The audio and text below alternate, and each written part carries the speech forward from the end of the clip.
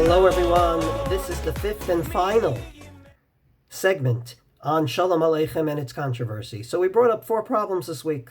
A, delaying Kiddush. B, requesting on Shabbos. C, requesting from the angels, Barchoni l'Shalom. And finally D, telling the angels to get out, Seitchem l'Shalom. So what did R Yaakov Emdin do after all of this? He brought up all these problems, four in number. What did he do? And here comes the surprising crescendo for this week. Comes R Yaakov Emdin and says, "This is my custom on a Friday night. I receive the angels by saying," and I quote, "Shalom Aleichem Malachei Hasharet Malachei Elyon Lecha Malchei Amlachim HaKadosh Baruch Hu." So he didn't say the entire Shalom Aleichem. He didn't say each stanza 3 times, but he did not skip it. And he explains why. And I quote his words, "Kidei shelo leshanot haminhag mikol," in order not to totally eradicate the custom. And I believe the takeaway from this is very clear.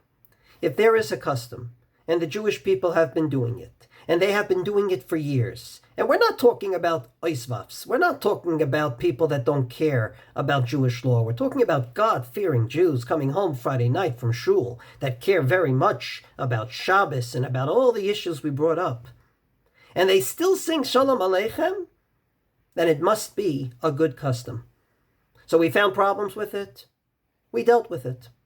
And I believe the takeaway is 2. Number 1, don't disconnect yourself from the Jewish people just because your mind came up with something in 2025. Could very well be that they came up with this 500 years ago and they were okay with it. 400 years ago and they were okay with it.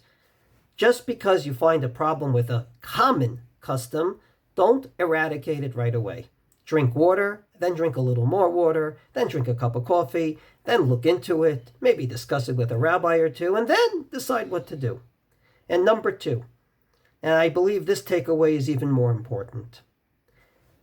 If there is a custom that all the Jewish people have been doing, I think the assumption has to be that it is correct.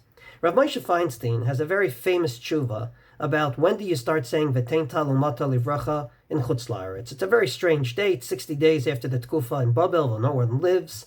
And someone wrote him that it's a mistake. And he wrote back very fiercely that to think that what the Jewish people have been doing for generations is wrong is not only wrong to think that way, it's even more wrong to write that way, and it's the height of haughtiness. We have a problem. Let's deal with it. Let's try to find a justification.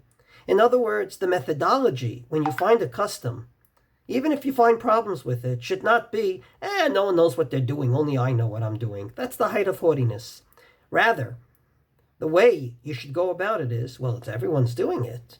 Let's spend time and explain why. Let's understand how everyone is not worried about the 4 problems we brought up this week.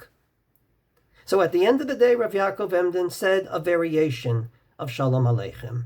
And I'm pretty sure on Friday nights around the world this week, in almost every continent, no one will start the meal with Kiddush right away. And I believe that this exercise taught us something very important. First of all, be humble. Number 2, work on it. Don't just look at a custom and say, no, work on it. Bring up the problems and see. Even if you bring up problems, try to find a justification for the custom, especially if it's such a common one.